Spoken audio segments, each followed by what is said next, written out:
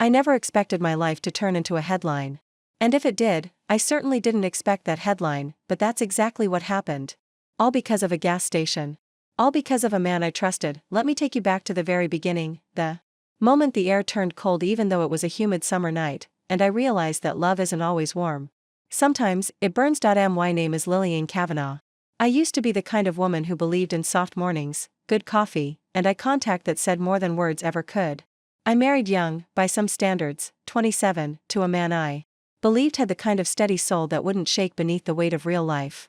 His name was Gregory Hale. He was older by 8 years, successful in the insurance game, and had that quiet, unassuming charm that fooled everyone, including me. I was working at a local publishing house back then, in a quiet corner of Connecticut, where the days rolled over like lazy clouds and everything smelled faintly of pine and printer ink.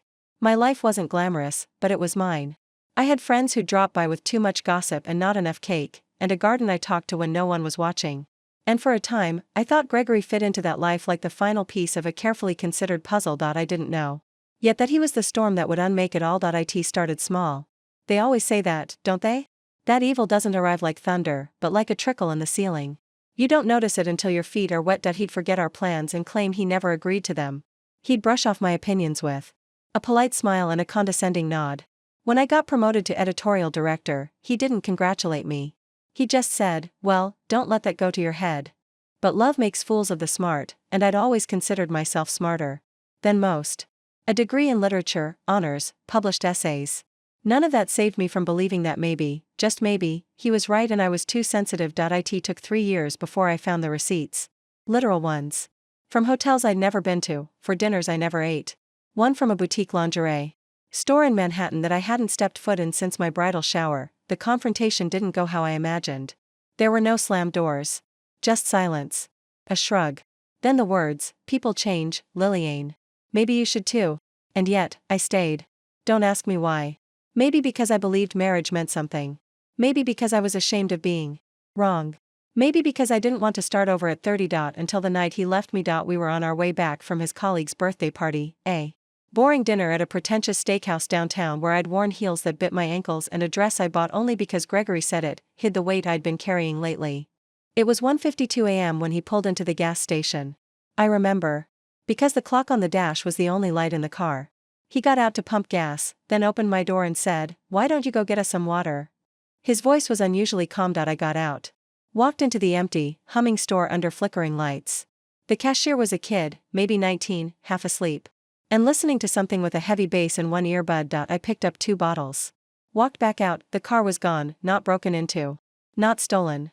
Just, gone. At first, I thought maybe he'd pulled around the back. Or maybe he was playing some kind of cruel joke. I walked around the lot.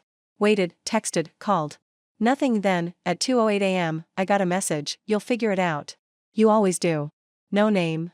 No explanation. Just that. I stared at it for a long time, like it might rearrange itself into something more human.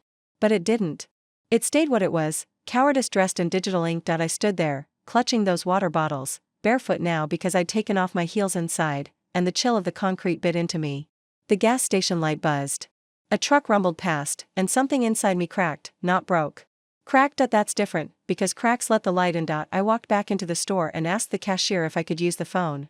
He looked at me like I was the ghost of someone who'd once had a plan. He handed it over anyway. I called one number, not the police. Not a friend. Not my sister. I called Daniel, the bodyguard. He answered on the second ring. Lillian? Just that. My name. Like it meant something again. I took a breath, then whispered. Can you get me? There was no pause. Stay put. 10 minutes.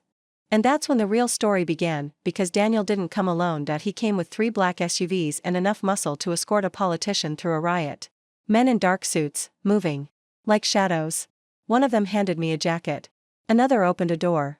Daniel stepped out last, towering and calm, eyes scanning the perimeter like this was a battlefield. He didn't ask what happened. He didn't need to. He looked at me, really looked, and said, you're done crying over him. We move now. And I did. Before we jump back in, tell us where you're from. If this story moves you, please subscribe.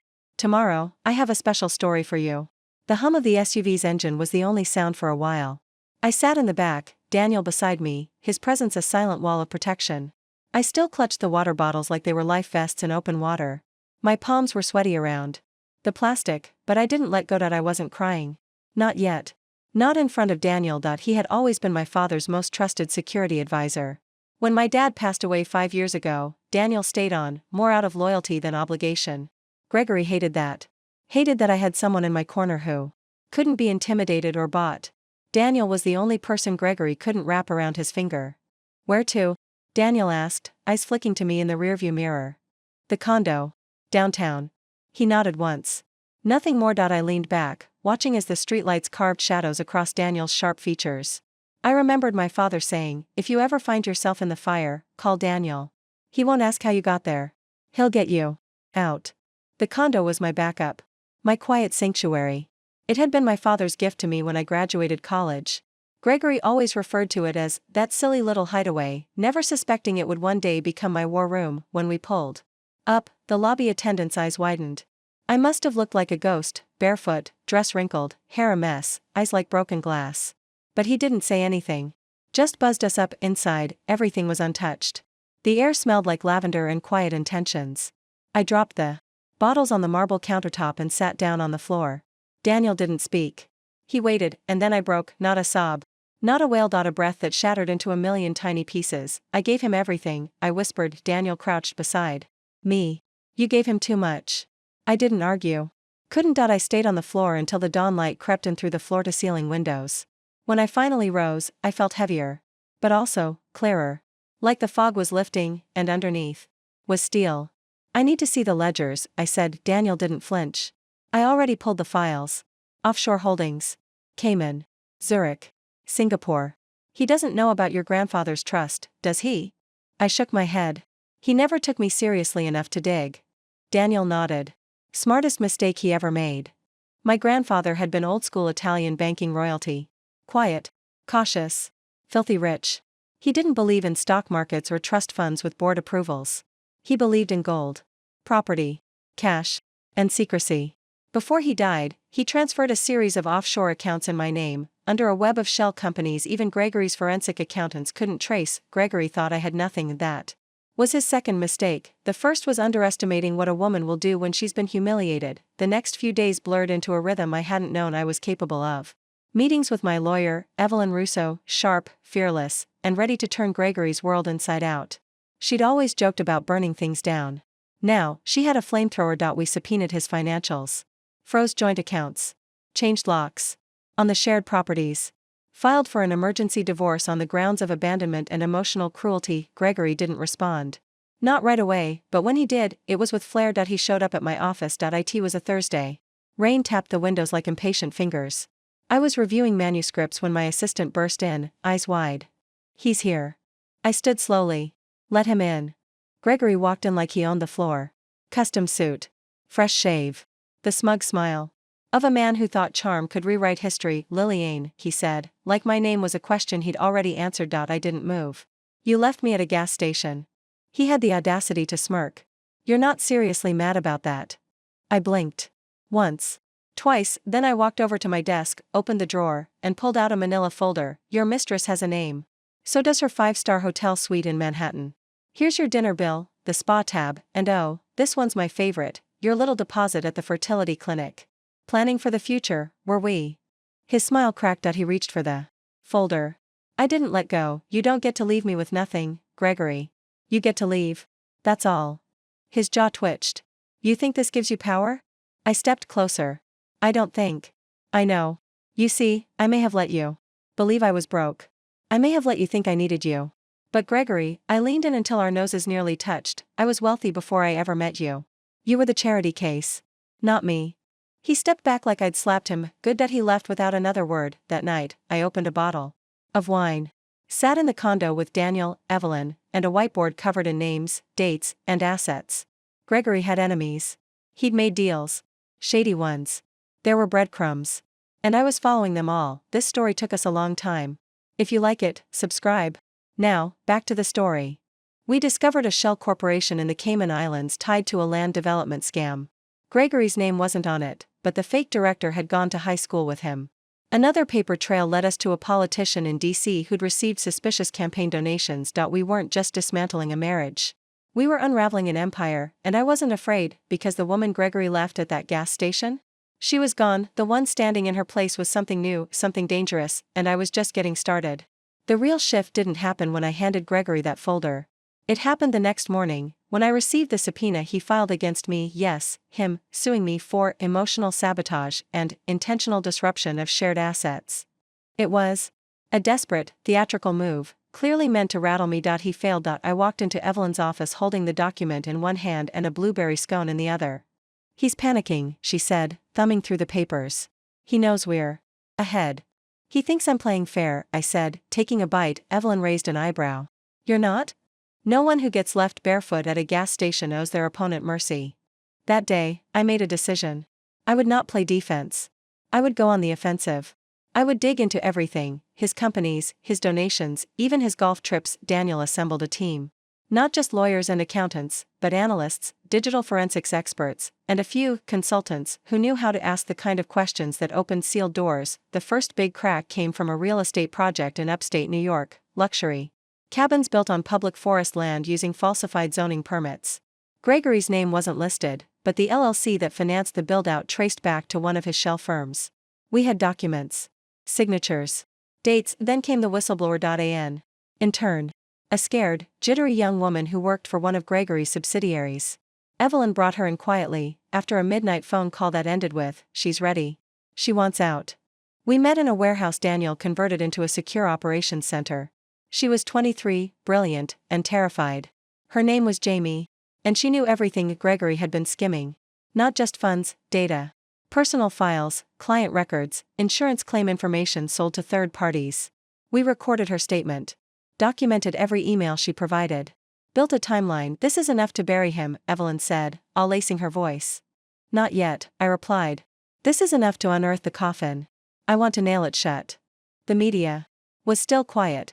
That wouldn't last. Our filings would go public soon, and when they did, I wanted the narrative ready. So I called in an old friend, Ariana Chen, investigative journalist turned media consultant. She owed me from back in our college days, and when I laid out the story, her eyes sparkled with the kind of hunger only truth-tellers get. She agreed to help. Ghostwrite op-eds, shape the narrative. Paint me not as a jilted ex-wife but as a wronged whistleblower dismantling corruption with poise and precision. "This isn't revenge," Ariana said as she adjusted the lighting for our first anonymous interview. "It's exposure." We drafted a story. Kept names vague. Laid out the facts. Ariana pitched it to a national paper using her network. It was accepted within 3 hours, and then the war began. A headline swarmed. Whistleblower targets Shadow Corporation network. Anonymous sources allege fraud in New York development deal. Gregory's phone must have been on fire. I waited. Sure enough, 3 days later, he showed up again. This time, at the condo. Daniel intercepted him at the door. "Tell her I just want to talk." Daniel didn't move. "She doesn't want to listen. I'm still her husband." "Correction," Daniel said. "You're her mistake. Now get off her doorstep." Gregory left. Not before punching the elevator button so hard the panel cracked. I watched from the window. Didn't feel triumphant. Just ready, because that night, Evelyn received a notice. Gregory had moved to freeze my accounts, but he failed. Why? Because my accounts weren't in my name. They were held by the Eleanor Trust, named after my grandmother. Untouchable, legal, and invisible to anyone who didn't know where to look. It drove Gregory mad. He fired his legal team. Hired a PR firm. Started posting curated photos of himself. Doing charity work. Volunteering. Donating. I laughed the first time I saw a headline about him rebuilding his image. But deep down, I knew something bigger was coming. Men like Gregory don't go down clean. They lash out. Sure enough, Evelyn's office was broken into a week later. The hard drives were gone. Only the physical ones. Our backup system held. We traced the intrusion back to a known contractor tied to Gregory's company. He was escalating. I met with Daniel, Evelyn, Ariana, and Jamie that night. It was time to go full public. We set a press date. Submitted everything to federal authorities. Turned over the internal documents, signed affidavits, and digital logs. Evelyn was careful. Every step was lawful. Every word documented. Then I recorded a video. A message to the world. Not bitter. Not angry. Just honest. I was left behind in the middle of the night, but I'm no victim. I'm a woman reclaiming her narrative. We uploaded it. Quietly. At 6:01 a.m. By 9:12 a.m., it had 1 million views, and the real fallout began. And Gregory was subpoenaed. The SEC opened a preliminary investigation. One of his partners flipped. I didn't stop. I sat in my condo, surrounded by legal pads, statements, and the thrum of justice gaining momentum. I wasn't building a case. I was building a legacy, and this was just the first chapter. Let them think I was broke. I was about to show them what power really looked like. Power, I learned quickly, is not just about resources. It's about precision, and mine was sharp. The day the SEC launched its official inquiry into Gregory's business dealings, I was in a private boardroom with Evelyn and 2 federal attorneys. I wasn't just giving them files, I was giving them a blueprint. Every shell company, every laundered dollar, every complicit name. They listened without interrupting. Not even when I listed the politician Gregory bribed in exchange for zoning flexibility. Not even when I described the data siphoning schemes run through multiple corporate subsidiaries. Their pens moved. Their expressions didn't point. One of them, a woman named Halliday, met my gaze when I finished. "We'll be in touch." Which meant, "This is bigger than we expected." I left the building feeling oddly weightless. Like I'd unzipped a skin I'd been forced to wear for years. The fresh air bit at my cheeks. And for the first time in months, I smiled. Gregory tried to file a restraining order the next day, claimed I was harassing him. Public defamation. Emotional endangerment. It was tossed in under 5 minutes. The judge, bless her, looked at the stack of evidence Evelyn dropped on the bench and said, "Sir, it appears you're not afraid.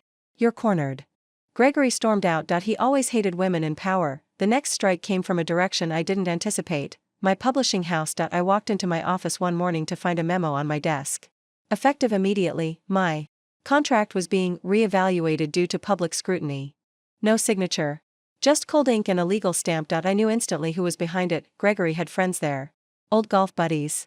Financial backers. They thought they could silence me by attacking my livelihood, but I was prepared. I walked into the boardroom, dropped my resignation letter on the table, and smiled. This isn't a step back. It's a launch.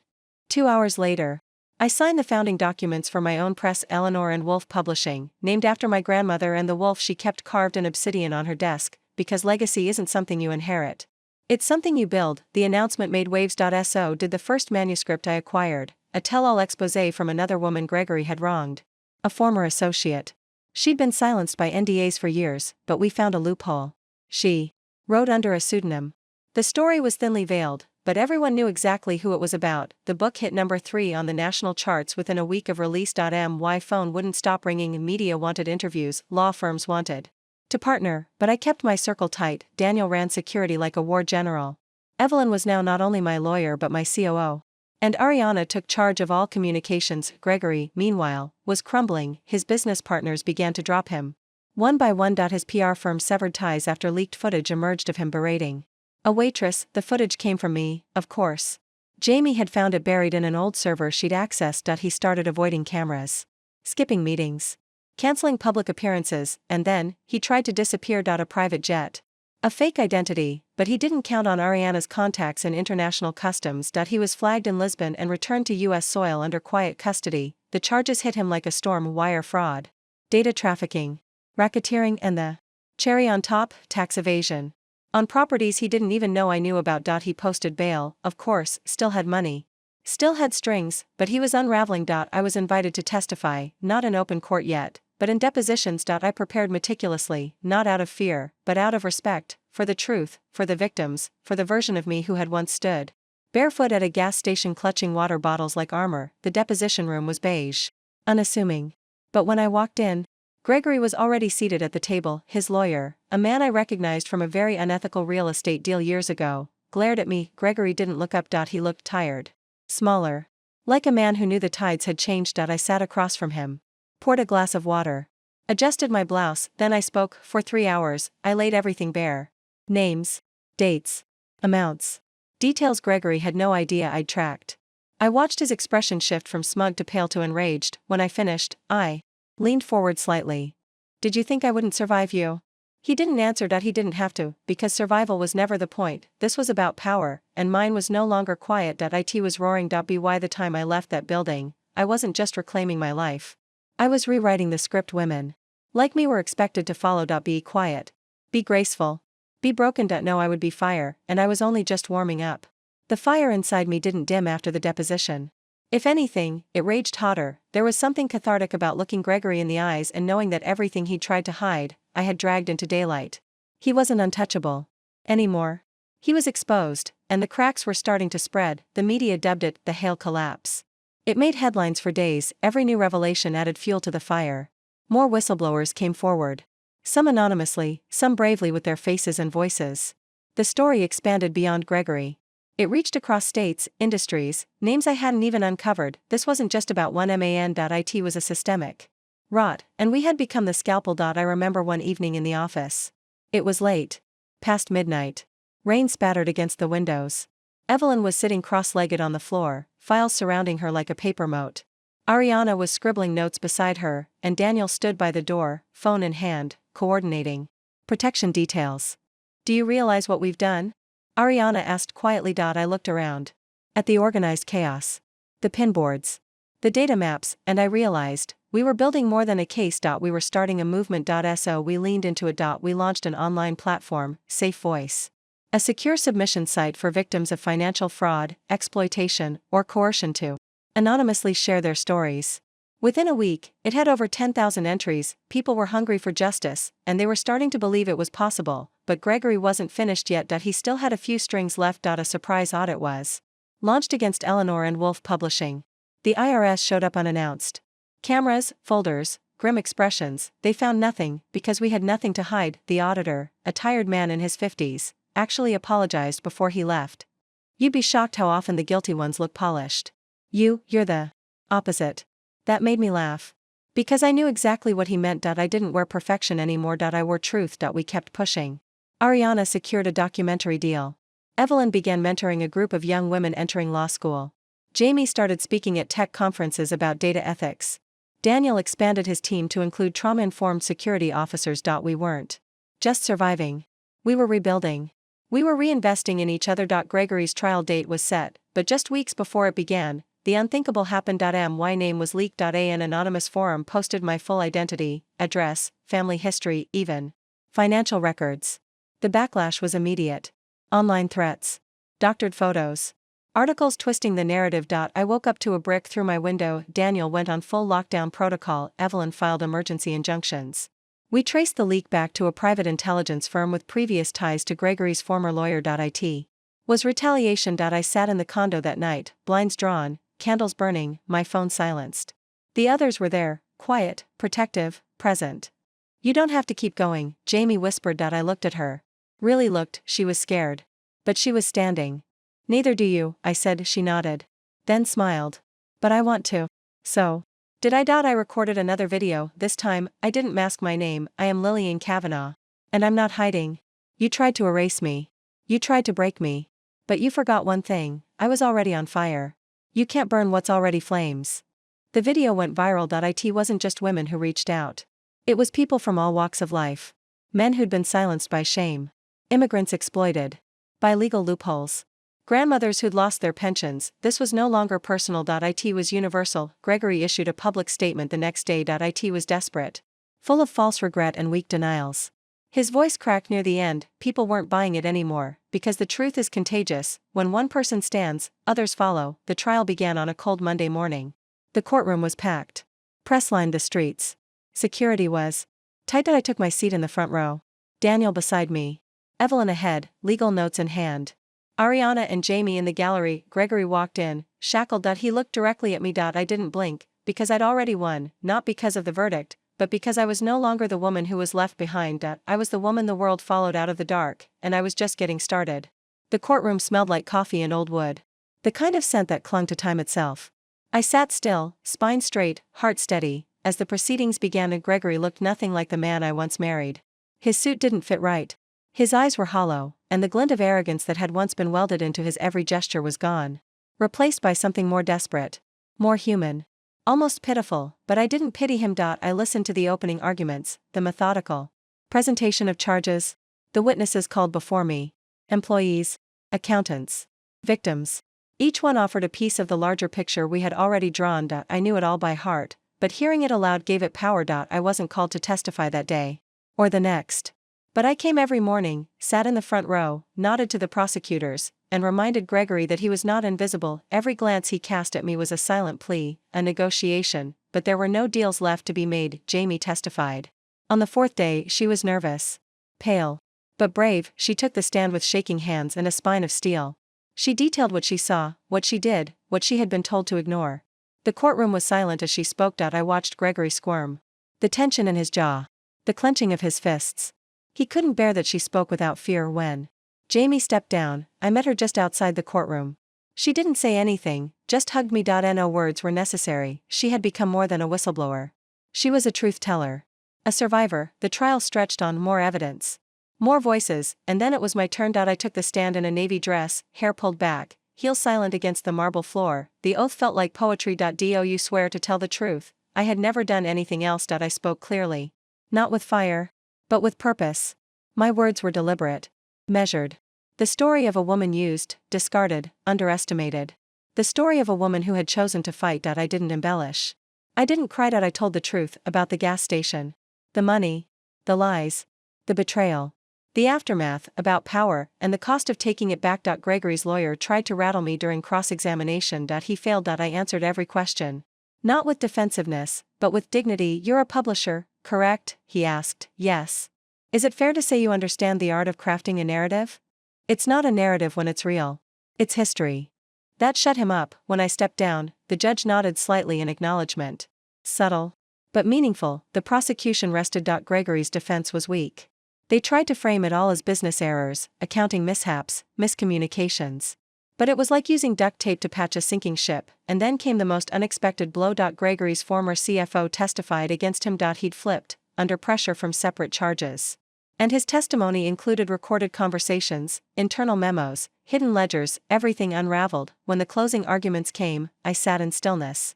Hands folded in my lap. The jury deliberated for 2 days. 49 hours, to be exact. When the verdict was read, my heart didn't race. It stayed calm. Because deep down, I knew guilty. On all counts, there was no cheering.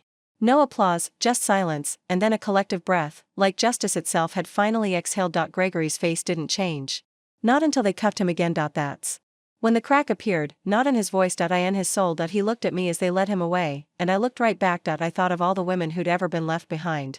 All the voices that had been silenced.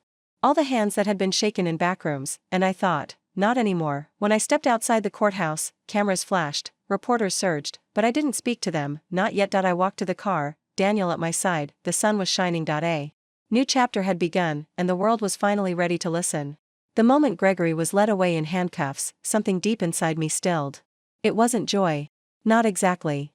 It was a long-awaited silence. A ceasing of the internal roar that had lived in my chest since the night he abandoned me at that gas station. It was over. At least, the trial was, but healing? That part was just beginning. I stayed out of the media storm for a while. Let the headlines roll in, the think pieces churn. I let the world have its opinions while I tended to something more sacred, my own peace. Evelyn insisted I take a break. Just a week, she said. No phone. No press. No courtrooms. No statements. I didn't argue. I went north instead. To the lake house my grandfather had left me, tucked away in the Adirondacks. A place untouched by scandal or headlines. Just water, trees, and quiet. The first night there, I sat on the dock and watched the moon ripple across the lake's surface. No guards. No plans. No battles, just me, and for the first time in what felt like years, I cried, not out of pain. But, released. I let the tears fall for the version of me who thought love was supposed to hurt. For the woman who dimmed her voice to protect a man's ego. For the years spent apologizing for being too much, too loud, too ambitious. That woman was gone now, buried beneath every headline, every testimony, every truth. In her place stood someone else entirely, and when I returned to the city a week later, that woman was ready to build. Eleanor and Wolf had flourished in my absence. The team had expanded. We were publishing stories no one else dared to touch, investigative work, survivor essays, anonymous exposés that demanded accountability. We launched a grant program for young female writers. Started a fellowship for marginalized voices. Every dollar we earned was split between growth and giving, because I hadn't just reclaimed my life, I'd built a platform for others to reclaim theirs, but the battle wasn't entirely behind me. Gregory's sentencing hearing loomed, and the whispers had begun again. Would he get real time? Would his connections pull him out? Would he vanish into a minimum security facility with tennis courts and catered lunches? I didn't care about revenge, but I cared about precedent, and so, I returned to court one last time. The room was smaller than the trial courtroom. Intimate. Almost gentle. But the tension in the air was sharp enough to slice through. Gregory sat in his orange jumpsuit, flanked by two attorneys who looked like they wanted to be anywhere else. The judge entered. Everyone rose, and then the process began. The prosecution presented their final arguments. Emphasized the scale of Gregory's crimes. The ripple effects. The deliberate, calculated nature of it all. Gregory was allowed to speak. He stood, looked around the room, and for the first time in months, I saw a shadow of the man I'd once loved, but it didn't move me, because regret worn like a costume means nothing. He spoke softly. Claimed remorse. Mentioned therapy. Used words like mistakes and poor judgment. But he never said sorry. Not to me. Not to the victims. The judge listened. Expression unreadable, then she spoke. You built a kingdom of silence. You preyed on systems that were already fragile. You left devastation in your wake. But what you forgot was that silence isn't empty. It echoes. Then came the sentence. 27 years, with no possibility of parole for the first 15. The room stayed quiet. No cheers. No gasps, just a collective exhale. Gregory sat. Said nothing. The cuffs were resecured, and then he was gone, for good, outside. I stood before the cameras. My team at my side. I did not fight this battle for vengeance, I said. I fought it for the voices that go unheard. I stood up because someone had to. And I will keep standing. Because the work isn't done. Then I turned, walked away, and never looked back. The next chapter was waiting, and this time, I was writing it on my terms. I didn't realize how much I'd been holding my breath until I finally let it go. The morning after Gregory's sentencing, I woke up in my own bed for the first time in what felt like years. Not the condo, not a safe house, not some anonymous hotel room. My bed. My room. The light crept in soft, golden through linen curtains, and for once, it didn't feel like a spotlight on my wounds. It felt like a sunrise. I got up without checking the news. No headlines. No court updates, just coffee, just quiet, but peace. I was learning, doesn't mean absence of struggle. It means knowing how to protect your own sanctuary, and mine needed rebuilding. Eleanor and Wolf was thriving, but I wanted more than success, I wanted permanence. A legacy that didn't just stand on justice but on creativity, mentorship, and rebellion against the status quo. So I made a decision. We would go global. I sat with Evelyn and Ariana in the newly opened third-floor conference room, overlooking the city. We're starting international branches, I said. London. Nairobi. Sao Paulo. Delhi. Voices need platforms everywhere, not just here. They didn't hesitate. We'll need language teams. Cultural liaisons. Funding models that don't collapse under regional corruption, Evelyn listed, and ambassadors, Ariana added. Public figures in each location to lead the charge. People who already have a community behind them. I nodded. We made a plan. It would take a year to build the foundation. But we weren't in a rush, because I'd learned something important. You don't rebuild by sprinting, you rebuild brick by brick. In the meantime, I returned to the stories that started it all, writing. I hadn't touched a manuscript in over a year. Not since the night at the gas station. But now, with the smoke cleared and the courtroom doors closed behind me, the words found me again. I wrote about silence. About power. About how women are taught to apologize for being loud, when sometimes loud is the only language pain understands. The essays became chapters, the chapters became a book, and when I submitted the final manuscript to my own editorial team, I used a pseudonym, not because I was afraid, but because I wanted the story to speak for itself. It debuted at number 1. Critics called it a raw, elegant manifesto for a generation who refuses to stay quiet. And I smiled because they didn't know, but I did. Daniel finally took a vacation. Evelyn started dating someone, a poet who wrote her daily haikus. Ariana signed a deal for a second documentary. Jamie began coding an encryption platform designed specifically for journalistic safety. We were growing, not just as professionals, but as people. The only shadow that lingered was my mother. She hadn't spoken to me since the trial ended, not out of anger.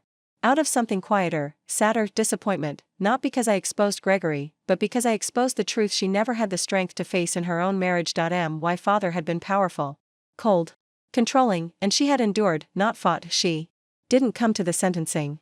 Didn't call. Not even a text, until the book launched. She read it start to finish, then showed up at my door one Sunday morning, holding a pie she didn't bake herself and a look I hadn't seen since I was 5 years old. I didn't know how to love you when you started standing up, she said. I didn't know how to love me either, I replied. We sat. Talked. Not like mother and daughter.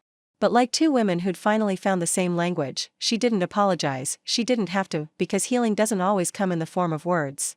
Sometimes it comes in shared silence, broken finally by understanding. That night, I made a list, things I would no longer apologize for, my ambition, my anger, my joy, my softness, my scars. I framed it, put it beside my bed. So that every morning, when the light poured through my windows like the promise of something new, I'd remember, I didn't just survive a man. I rebuilt an empire, and I did it barefoot, on a gas station floor, with nothing but truth in my hands. Imagine what I could do now.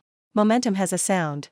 A rhythm. It lives in the hum of collaboration, in the way fingers tap keyboards, how voices overlap during heated brainstorming, and in the way hallway conversations bleed into plans that change lives. Eleanor and Wolf had become a beating heart, and I had become its pulse. We opened our first international office in London. It was modest, a corner space in Soho, overlooking rooftops and graffiti, but what it lacked in square footage, it made up for in energy. Our launch panel sold out in 40 minutes. Journalists, writers, survivors, creators, all in one room. Not to report the news but to redefine it. Then came Nairobi, Sao Paulo, Delhi. Each branch took on its own identity. Different cultures, different battles. But the mission never wavered: amplify, protect, dismantle, rebuild. We weren't just publishers now. We were a movement. A revolution disguised as ink. And then the award nominations began to pour in. First for Ariana's documentary, then Jamie's encryption system, then my book. Each time, I felt humbled. Not because I craved the spotlight, but because recognition meant reach, and reach meant impact. Still, something inside me shifted. The further we grew, the more often I was invited to speak. Conferences, universities, summits. They wanted me to tell the story, and I always said yes, until one day, I didn't. It was in Copenhagen. A global women's summit. The ballroom was enormous, a chandelier so large it looked like a galaxy had collapsed overhead. I walked on stage. The applause rolled like thunder. I looked out over 1,000 faces, and I froze, not because I was afraid, but because I was done talking. For years, I had bled my story dry. Now it was time to make room for others. I paused, took the mic, smiled, and said, "You know my story. Now, let's talk about yours." Then I walked off stage. The room was stunned, but when I reached the exit, people were already on their phones. Texting, posting, creating, not about me, but about themselves, and that, I realized, was the real legacy. Not just survival, not even justice, but ignition. Back home, I shifted roles. I promoted Evelyn to CEO. She resisted. "Of course, Lilliane," she said, "this is your house." "It was," I replied. "Now it's ours." She accepted. With tears in her eyes and the same fire in her chest that had lit my own path. I took a step back from day-to-day operations. Focused instead on strategy, long-term impact, and something that had started calling to me in dreams: rest, not because I was tired, but because I had earned it. I bought a property upstate. Old vineyard. Crumbling walls. Enough land for solitude. I called it Halcyon Hill. Not a mansion. A retreat. Writers came. Activists. Burned out organizers. We talked. Cried. Created. Rested. No press. No performance, just people. Healing. Daniel visited often. Still protective, still calm. He started teaching workshops on personal security. Eventually launched his own consultancy. Jamie built her own tech firm. First product, a journal that encrypted its entries, protecting survivors' stories from being weaponized. Ariana moved to Mexico City, opened a creative studio for underrepresented filmmakers. We stayed connected, through midnight calls, shared documents, unexpected texts. Through love. One afternoon, a letter arrived at Halcyon Hill, handwritten. No return address. Inside, a simple note. "You were right. I thought leaving you would break you. It didn't. It saved you. I hope you can forgive me someday." Gee, I stared at it, not with anger, but with clarity, because it wasn't a confession. It was a confirmation that he had finally seen it, and I didn't need to reply. I walked outside, into the golden hush of late summer, held the letter up to the sky, then burned it. Ashes drifted over the grapevines, and with them, every last shadow. The past no longer haunted me. It had fed me, shaped me, prepared me, because the girl at the gas station wasn't broken, she was becoming, and now, she had become. The fire didn't fade. It just changed shape. Halcyon Hill became something more than I ever imagined. What began as a quiet sanctuary evolved into a pulse point for a new kind of change, a soft revolution, led not by anger or retaliation, but by creation. Every season brought new faces. Writers, poets, filmmakers, lawyers, survivors. Not to be fixed, not to be reshaped, but to rest, reclaim, and remember who they were before the world tried to silence them. Some days we spoke. Other days we didn't. But always, there was healing in the air. In the meals we cooked together. In the fireside conversations. In the scribbled ideas passed like secrets on napkins and notepads. People called it magic, but it was just space. To exhale, and that was revolutionary in itself. I started to write again. Not about Gregory. Not about the courtrooms or headlines. But about what happens after the war ends. What's left in the quiet. How we rebuild from within. The essays became a second book. It was quieter than the first, more tender, and somehow more powerful. It didn't debut at number 1. It crept up the charts slowly, like a whisper that grows into a roar of readers sent letters. Thank you for writing about the silence after survival. I didn't know it was okay to stop fighting. You gave me permission to rest. That's when I knew I was exactly where I was supposed to be. But life doesn't stay still. One evening, as I was pruning the wild vines around the back pergola, Evelyn called, "You need to come to Paris." I blinked. What's in Paris? A conference. Journalism ethics. Global influence. It's big, Lilliane. They want to present you with a Lifetime Achievement Award. I laughed. Aren't I a little young for it? Lifetime? You've lived 3 in the last decade, she said softly. So I packed a bag. A simple black dress, 1 pair of heels, a notebook, and the framed list that still sat beside my bed, the 5 things I would no longer apologize for. The flight was long, the arrival quiet. Paris greeted me with pale light and cobblestone calm. I didn't stay in a hotel. I stayed in a little walk-up apartment with crooked floors and chipped windowsills. It reminded me that imperfection had its own elegance. The award ceremony was held in an old theater. Ornate. Velvet. Packed. I sat backstage, watching the audience through a thin curtain. My name echoed across the room. A standing ovation, and then it was my turn. I walked on stage. Not in heels, but in flats. Not with a speech, but with a story, the story of the woman who was left barefoot at a gas station. Of the man who mistook cruelty for strength. Of the silence that grew into a song. Of the empire built on ash and honesty. When I finished, I looked out over the crowd. This story took us a long time. If you like it, subscribe. Now, back to the story. A murmur. A moment. Then applause. Afterward, a woman approached me. She looked younger than me. Tired. Beautiful in a way that had nothing to do with makeup or symmetry. I'm where you were, she said. Not the gas station. But the fracture. I took her hands in mine. You're not broken, I whispered. You're becoming. We hugged, and I knew I would see her again, not there, but on a stage of her own, because the truth doesn't stop with one voice. It echoes. That night, I returned to the apartment. Sat by the window. Wrote 3 words on a napkin, pass it on. In the morning, I boarded the flight home. The clouds beneath me looked like crushed pearls. My hands trembled, not with nerves, but anticipation, because the world was changing, and I was still part of the story, still writing it, still handing the pen to others, and they were writing back, louder, bolder, free. The return home wasn't quiet. It never is, when the world has crowned you something you never asked to be: hero, icon, survivor. I didn't wear any of those titles. I folded them, carefully, and tucked them away. Because I knew the truth. I wasn't anyone's symbol. I was a woman who refused to stay silent. And that was enough. Still, people wanted more. Requests flooded in, TV adaptations, speaking tours, podcasts, memoir deals. I declined most of them, not because they weren't flattering, but because I had made a promise. To myself, to Halcyon Hill, to the people who had gathered around my fire and whispered their truths. I wouldn't turn my survival into a spectacle, but I would teach. We launched the Quiet Academy, an educational initiative housed at Halcyon Hill and mirrored online. Workshops, lectures, residencies. A place to learn not how to shout, but how to speak with impact. We taught legal literacy, storytelling, digital defense. Our students ranged from teenagers to retirees. Some came from privilege, others from pain.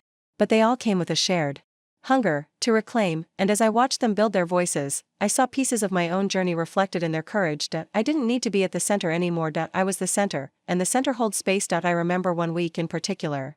The air at Halcyon was thick with autumn. The trees were fire-colored, the sky low and solemn. A young woman named Reina had come from Istanbul. She barely spoke above a whisper at first. By the end of her stay, she stood in front of the group.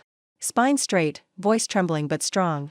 She read a poem about shame, about survival, about the day she stopped waiting for permission to feel whole. When she finished, the room didn't clap. It breathed. I wrote her a letter before she left. It said, you don't need to scream to be heard.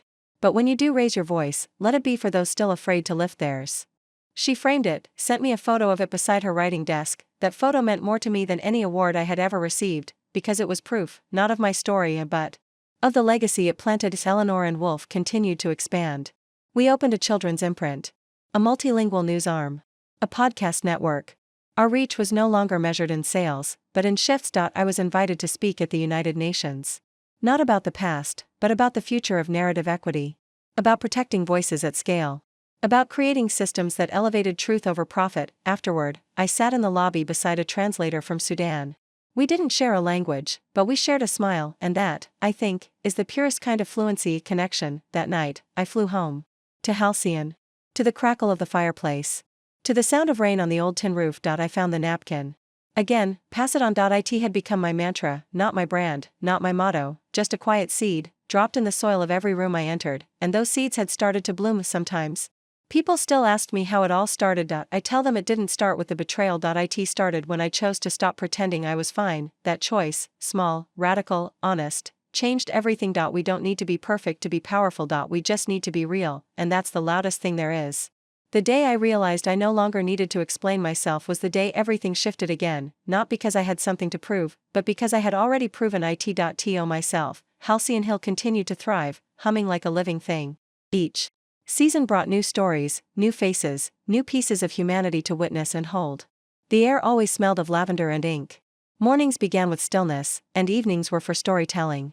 Not for performance, but for communion. We planted trees together, cooked over fire pits, shared first drafts of books no one else had read.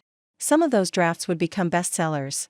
Others would never leave the hill. Both were sacred, and I'd never been more at peace, but peace doesn't mean stillness. Point 1. Morning, an email arrived, encrypted. Untraceable, the subject line read, "You were right." Inside, a name I hadn't heard in years.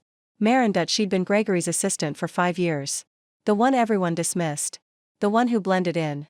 But I remembered her eyes. Sharp. Tired. Watching everything. She had never said a word until now. She wrote, simply, "I kept things. I didn't know who to trust. But you kept fighting. And I think I'm ready to speak." I forwarded the message to Evelyn. We coordinated a secure meeting. Not in a law office. Not in an interrogation room. At the Hill, when Marin arrived, she looked like someone who had lived 3 lives in one. We sat in the library, tea, blankets, no questions. She unfolded slowly flash drives. Bank ledgers. Conversations recorded on a forgotten phone. Names we hadn't uncovered. Accounts that had remained hidden. Gregory wasn't the only rot there.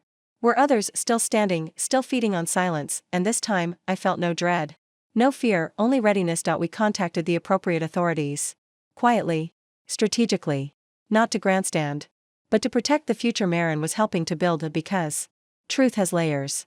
And sometimes, it takes years for the final page to turn. The news broke 6 weeks later. A sweeping indictment. Corporate corruption. Collusion across borders, and nestled in the footnotes, evidence provided by a whistleblower who found her voice. At a private retreat for survivors and storytellers, they didn't name me. They didn't need to, because by now, the world knew what we were doing at Halcyon Hill. We weren't just healing. We were archiving power of weeks past. The media stormed. Then faded. And in the quiet after, I noticed something unexpected. I was happy, not performatively, not like a ribbon wrapped around pain, but deeply. Freely. My mother visited more often. We didn't always talk about the past. Sometimes we just gardened. Sometimes she told me about birds. Once, she showed me a photo of herself at 26, the year before she married my father. "I was brave," she said, brushing her fingers against the edge of the picture. "You still are," I told her. We didn't cry. We just sat. Let the quiet do what it does best, hold us, and in that stillness, I wrote again, not a book. A play. A fictionalized account of a woman who vanishes, only to be reborn in a town that thought she was gone for good. It wasn't about me, but it was. Ariana helped produce it. Jamie secured the digital rights. Daniel, ever the quiet force, designed security protocols to protect everyone involved. It debuted off-Broadway, standing ovation. A high school student messaged me a week later, "I saw your play. I don't have your story, but I have your fire. I'm going to tell my truth now. Thank you." That's what keeps me moving, not revenge, not recognition, but resonance, the way one voice turns into 10. Then 100. Then thousands. All saying, "We are not broken. We are just beginning, and the most radical thing we can do is keep going." The sky was overcast the morning I received the letter from Gregory's mother. I almost didn't open it. The handwriting on the envelope was precise, looping, the kind of script taught in private schools and passed down through family dinners. Filled with etiquette and performance, but something in me paused and read. It wasn't long. Just a single sheet of creamy stationery, folded in half. "Lilliane, I won't pretend to understand what you went through. I won't ask you to forget it. But I watched my son change. I watched him become the man you had to survive. And for what little it's worth, I am sorry. He broke something beautiful. I hope you never doubt again what that beauty was. Margot Hale." I held the paper in both hands, not because it meant forgiveness, but because it was acknowledgement, from Someone who had spent decades defending the image of a son who had never truly existed. I didn't write back, not out of spite, but because the only conversation I wanted to have was with the life I was still building. A few days later, I was invited to speak at a school in rural Vermont. A public high school tucked between mountains and farms. Nothing fancy. No cameras, just a librarian who had printed out one of my essays and handed it to a teenage girl who was ready to leave home and never come back. The girl stayed, now she was graduating, and she wanted me to speak. I accepted. When I arrived, there were no reporters. No banners, just folding chairs on a soccer field and a sound system run by a kid with pink headphones. I stood behind the podium. Looked out at faces still raw with possibility. And I told them the truth. Sometimes you will be hurt by the people who told you they'd protect you. Sometimes, the betrayal will be quiet, paper thin, hidden and things unsaid. But what you do with that pain, that's where the story begins. I saw her in the second row, the girl who stayed. She was crying and smiling. Afterward, she hugged me. I thought I had to be someone else to survive, she whispered. You don't, I whispered back. You just have to keep being exactly who you are, even when it's hard. On the flight home, I stared out the window for a long time, and I thought about all the versions of myself that had existed: the hopeful 27-year-old bride, the quietly suffering wife, the woman barefoot at the gas station, the strategist, the publisher, the teacher, the architect of something larger than survival. And I thought, they were all real, even the ones I wanted to forget, because every version of me had loved fiercely, fought quietly, endured deeply, and every one of them had brought me here. To a life built not from escape, but from intention. Back at Halcyon Hill, I found the porch light left on. Daniel had dropped by earlier, left fresh bread and a book on my doorstep. A note scribbled inside the cover: for when you want to remember how far you've come, and how far you're still going. The fire crackled inside. I poured a glass of wine, sat beneath the bookshelf lined with other people's courage, and wrote, not for an audience, not for justice, but for joy, because sometimes healing doesn't roar, sometimes it sits quietly beside you, and simply stays. Healing is a long, unglamorous act of persistence, not a victory speech. Not a sunrise. Not even a clean break. It's showing up again. And again. And again, even when no one claps. Even when no one sees, especially then. That's what I thought about as I stood barefoot in the soil at Halcyon, my hands deep in the earth, planting lavender starts with a group of visiting students from a community college in Ohio. They weren't journalists. They weren't writers. They were young people trying to figure out what mattered to them in a world that often told them they didn't matter at all, and still, they came, not for answers, but to be in a place where people had learned to tell the truth. We planted in silence for hours. Then one of the students, a lanky, quiet boy named Darius, asked me, were you scared? I didn't have to ask what he meant. Yes, I said. For how long? A long time. And you still did it? Yes. He looked at the dirt on his palms, then he nodded, and we kept digging. Later that evening, I sat with Evelyn by the fire. She had brought her partner, the poet, and they bickered playfully over how to properly steep tea. I watched them, heart full, and said, we didn't plan any of this. No, she replied, but we planted it. And what grows from that kind of planting, deliberate, tender, unrushed, is a garden nothing can tear down. Letters kept arriving. From readers, students, people who had heard me speak 5 years ago and were only now ready to write back. Some wrote novels. Some had left marriages. Some had finally opened up to their children. Some just wrote to say thank you for telling the truth when they didn't yet know how to. I kept every letter, not as trophies. As reminders, that every whisper is a match, and every truth told in the dark light something. One of the letters, though, was different. It was from someone incarcerated. A woman serving 15 years for a nonviolent white-collar crime. Her story, unheard, dismissed, distorted, was a reflection of mine. But also, entirely its own. She had read my book, passed from hand to hand inside her facility. Annotated. Underlined, worn. Her letter ended with, we are not our worst day. Or our worst mistake. Thank you for reminding me that I can be something else. Something more. I sat with that sentence for a long time, then I called Evelyn. We need to start a prison literacy initiative. Done. A few months later, we launched Open Chapter, a program to bring stories, mentors, and writing tools into women's correctional facilities across the country. We didn't go in to fix or rescue. We went in to witness. The first time I visited, a woman named Lenore stood and read a monologue that left every single one of us breathless. She said she hadn't written anything in 15 years, now she wrote every day. I forgot my voice could do more than plead, she said. Halcyon grew in ways I never imagined. What began as my refuge had become a movement. Not loud, not global, in the flashy sense, but rooted, wide, quietly massive. We started planting trees for every new visitor. Not with their names, but with their truths carved in stone markers beneath the soil. Some said, I am not afraid anymore. Others said, my body is not an apology. One simply said, I am still here. We placed them with reverence. Watered them. Watched them grow, because growth, I'd come to believe, is the bravest thing a person can do after trauma, not revenge, not power or growth, and it doesn't look like rising above. It looks like staying, digging in, choosing to keep becoming, even when it's hard, even when it's quiet, especially then. It was raining the day I visited the gas station, the same one where it had all begun. I hadn't meant to go. I was driving through town after speaking at a domestic violence awareness event and realized I was only a few miles away. My hands turned the wheel before my brain could catch up. When I pulled into the lot, it looked the same. Fluorescent lights flickering overhead. That same patch of cracked asphalt by Pump 4.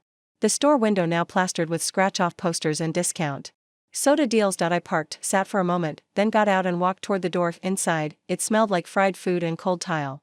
A young girl worked behind the counter, nose ring, headphones tucked beneath her hoodie.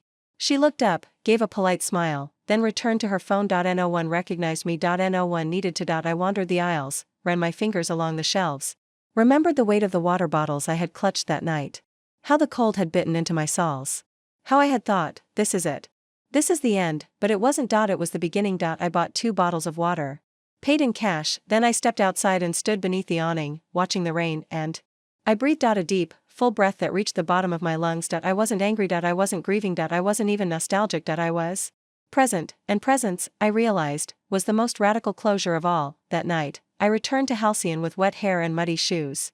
Jamie had come up for the weekend, and we made soup together while she told me about a new AI project she was developing to protect whistleblowers in unstable countries. I wanted to feel like armor, she said. But invisible. Like truth should be. I smiled. Armor doesn't have to look like a sword. We ate in front of the fire. Outside, the tree swayed. I told her about the gas station. She didn't say anything at first. Then, was it what you expected? No, I said. It was better. Not because it had changed, but because I had. That same week, we hosted a gathering for the open chapter graduates, formerly incarcerated women who had completed their writing portfolios. Many had found jobs in editorial, law, nonprofit organizing. One had started her own publishing imprint. They stood on the porch under strung lights and read their words aloud. It was holy, the kind of holy that comes from ruin turned into root, and I knew this was what I was meant to build, not just a response to what was done to me, but a blueprint for what could be done after. One of the women, Carmen, read a piece titled, Where the Noise Went. It ended with, the world said I was too loud, so I buried my scream beneath skin. But here, I learned to let it out in ink. And now, the page holds it all. It doesn't break. It sings. The next morning, I wrote again, not an essay. Not a story. A manifesto, about truth, about the myth of closure, about how survival is not a final chapter, it's a daily choice. I wrote for hours. Through the sun. Through the wind.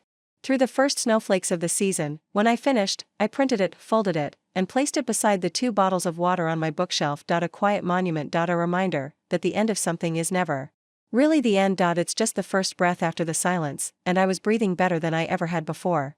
There are days now when I forget the sharpness of that night, not because I've buried it, but because I've made peace with the shape it carved into me. Time doesn't erase. It repurposes. What once felt like fracture has become foundation.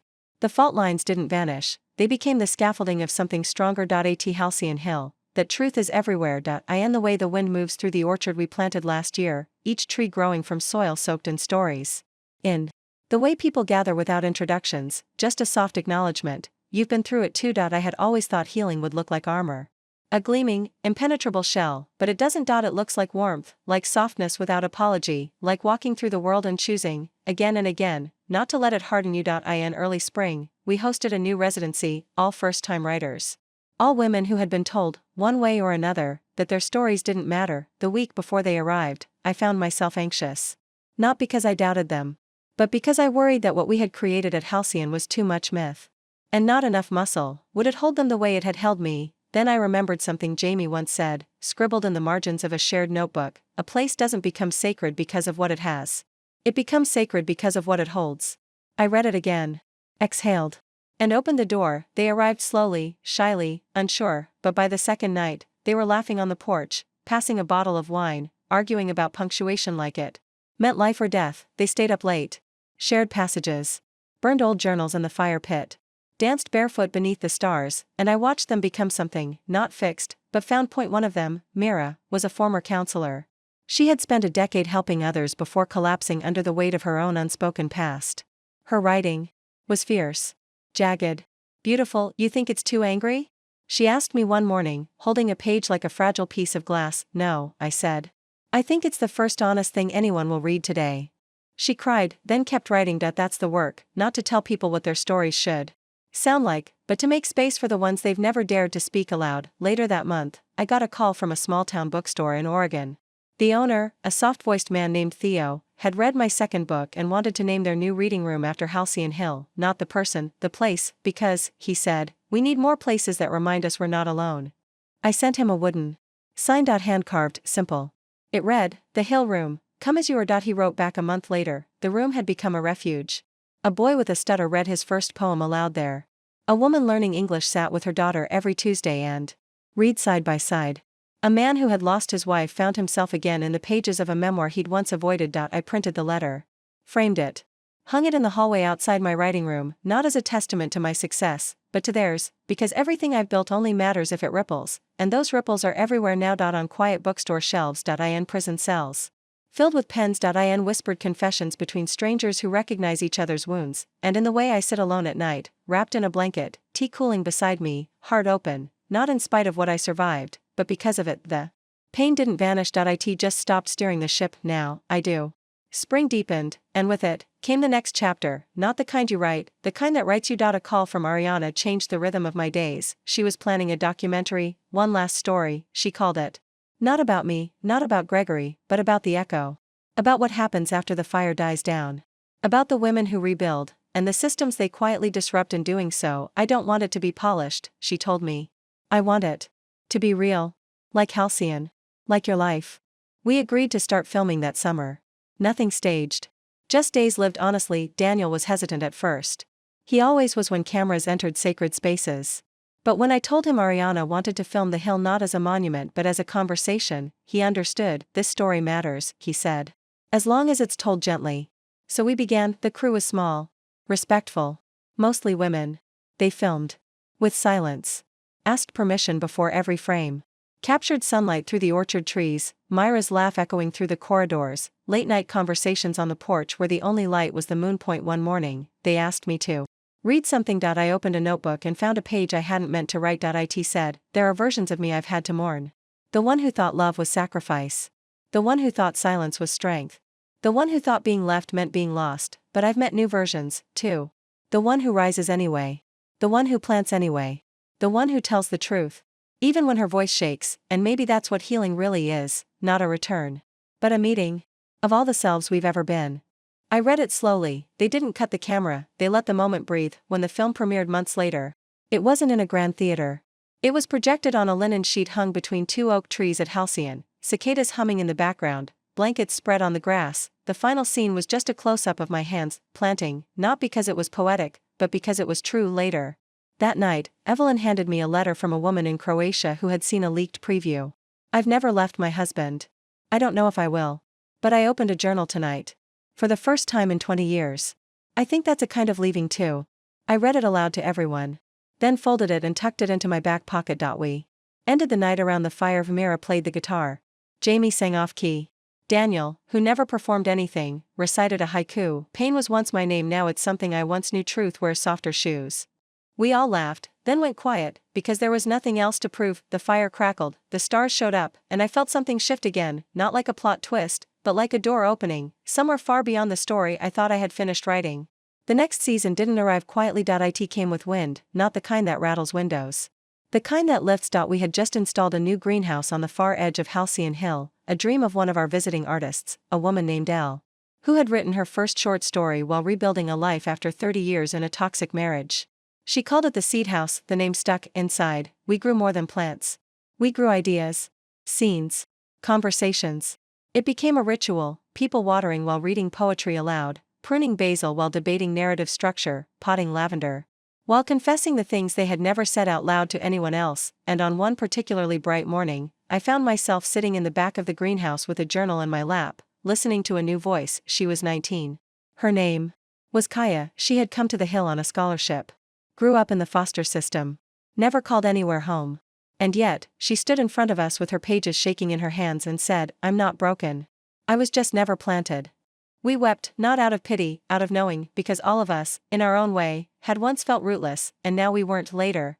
That week, Ariana returned with footage from a new documentary, this one not about me, but about the network that had grown in the wake of Halcyon's legacy. Bookshops. Retreats. Underground writing circles in cities where women still risked everything to speak. The ripple had become a tide, and in quiet moments, I realized something I hadn't before. My story wasn't just mine anymore. It belonged to everyone who had picked up the pen after, that both terrified and freed me, the same way letting go always does. Evelyn called one morning with an idea: we should take it international. A rotating residency. Every year in a new country. A place where healing and voice intersect. I was quiet for a long time then, yes. Because it was time. The first Halcyon Abroad residency was set for Lisbon. 12 artists. 10 languages. One hilltop house overlooking the Atlantic. I arrived early. Walked the cobbled streets. Let the sea wind braid itself into my hair. Breathed in the salt and stone, and then they came. A playwright from Colombia. A sculptor from Ghana. A spoken word artist from Seoul. A filmmaker from Beirut. They came not as students, but as equals. We didn't teach. We listened. One night, we sat around a fire on the terrace. Someone asked, "How do you know when it's over?" Everyone went quiet, and then I said, "It's not about ending. It's about continuing differently." They nodded, because they knew. We weren't writing final chapters anymore. We were writing bridges, passages, and in doing so, we were building a world where no one would be abandoned at a gas station ever again, not because the world had changed, but because we had. The Lisbon residency ended with ocean air and salt-stained notebooks, tears, too, not of sadness, but of release. Joy. Permission. The kind of emotion that doesn't need a name because it lives in the body like memory. Before we left the residence, each left something behind, words carved into tiles that we embedded into the outer wall of the house. A new mosaic. It said, "We were here. We spoke. We bloomed." I ran my fingers over those words as the sun set behind me, and I knew I wouldn't need to come back, not because I didn't love it, but because what we had planted would keep growing without me. I flew home with quiet in my chest, not emptiness. Peace. At Halcyon, the leaves had begun to change. Jamie had added a new encryption feature to her platform. Evelyn had hosted a seminar on legal reform. Daniel had finally taken up painting, badly, beautifully, without apology. I smiled at all of it, then stepped back into my own work. The third book had been waiting. Not fiction. Not memoir. Something in between. A tapestry of the in-between spaces we all live in. Where truth and tenderness and terror coexist. It had taken me 3 years to finish, and I was ready to let it go. We launched it with no fanfare. No press tours. No major bookstores. Just a live stream from the porch. I read one chapter, about the night I almost deleted every draft I'd ever written, and how, instead, I wrote the words, "Keep breathing. Keep blooming." Thousands tuned in, but it was the comment section that moved me most, not the praise, the echoes. I was left too. I almost stopped. I wrote again today. After the reading, I sat alone under the string lights, watching moths circle the bulbs, and I whispered, "Thank you, to no one. And to everything." That winter, I received an invitation to contribute to an anthology theme, Reclamation. I submitted something short, just 3 paragraphs, about a woman walking barefoot across a parking lot, about how the ache in her arches reminded her she was still alive, about how she walked anyway. Months later, it became the closing piece. They printed it on the final page, next to a photograph of a cracked sidewalk filled with dandelions. The caption read, "She didn't wait to be saved. She became the fire." I cut it out, framed it, hung it above my desk, and I knew the end was near, not the story, just the telling of it, because there are only so many ways to say, I was broken. And then I wasn't. Because I decided I didn't have to be. The world still hurts. It still forgets. Still abandons. Still fails, but I don't. Not anymore, and neither do the ones who came after me. They're still writing, still blooming, still blazing trails out of nothing but paper and will, and that's more than enough. I never thought I'd write a final chapter, because for so long, everything in me had been built to begin again, but some stories don't close with punctuation. They close with breath, and tonight, as I sit on the porch of Halcyon Hill with a wool blanket around my shoulders and the last light slipping down the sky, I feel that breath. It's not goodbye. It's recognition that the woman who was left barefoot in the dark is no longer walking alone. She's been joined by thousands more, probably, and not all because of me, but because someone, somewhere, lit a match, and someone else kept it lit. It's quiet tonight. The kind of quiet that wraps around you and reminds you that you've earned it. That you've carried fire for long enough. That you can set it down and let it warm others now. Inside the house, the walls are lined with stories. Some in books, some in letters, some in paintings and tapestries and notes left in coat pockets and tucked between floorboards, all of them true, and all of them enough. Evelyn once told me, "You didn't just survive. You reframed what it meant to live." At the time, I brushed it off. Said something humble, but now, I understand, because there is power in reframing. In choosing how your story ends, not letting the worst thing that happened to you become the last thing anyone remembers. In letting your voice be the final note. Et pour ti. Look up. The stars are scattered like ideas across a blackboard. Someone once said stars are the remnants of old fires. I like that. I like the thought that even endings leave light behind. Tomorrow, a new group arrives. The last of the season. A girl from Detroit. A nurse from Dublin. A mother from Lahore. An elder from the Yukon. They'll come with pages and pain and laughter and half-baked dreams. And I'll be here, not to guide, just to hold the space. Jamie sent me a poem last week. It ended with this: legacy is not a statue. It's a hand passed through ink. A chair pulled closer to the fire. A whisper that says, keep going. I cried when I read it, not because it hurt, but because it healed. My mother calls more now. We talk about nothing and everything. Her garden. Her knees. A neighbor's cat. She asks me to read her what I'm working on. She never used to ask, she listens now, and I think that's enough. Daniel still visits. We talk less about safety now. More about simplicity. He's building a cabin. Calls it his retirement plan. I think he deserves that. We all do, and me? I'm writing less, living more. I plant things and don't write about it. I sit in silence and let it be enough. I hold space for others and forget the sound of my own voice for a while. And none of it feels like absence. It feels like home. A few weeks ago, I pulled those 2 water bottles off the shelf. The ones I bought the night Gregory left. I walked them to the woods and buried them beneath a cedar tree, not to forget. To honor. Because beginnings deserve graves, 2 even beautiful ones, especially beautiful ones. This will be the last page I write in this chapter, not because I'm finished, but because the next story doesn't belong to me. It belongs to the women at the gate. To the ones with notebooks in their pockets and fire in their lungs. To the ones who will not be left behind again. To the ones who will not ask for permission to bloom. To the ones who will write their truth in a world that once called them too much. Let them be too much, let them flood the page, let them name every scar, let them laugh, let them stay soft, let them start over, let them begin, and let the world, finally, follow. Before we jump back in, tell us where you're from. If this story moves you, please subscribe. Tomorrow, I have a special story for you. 2 more great stories are next. Don't miss them. Subscribe and turn on notifications.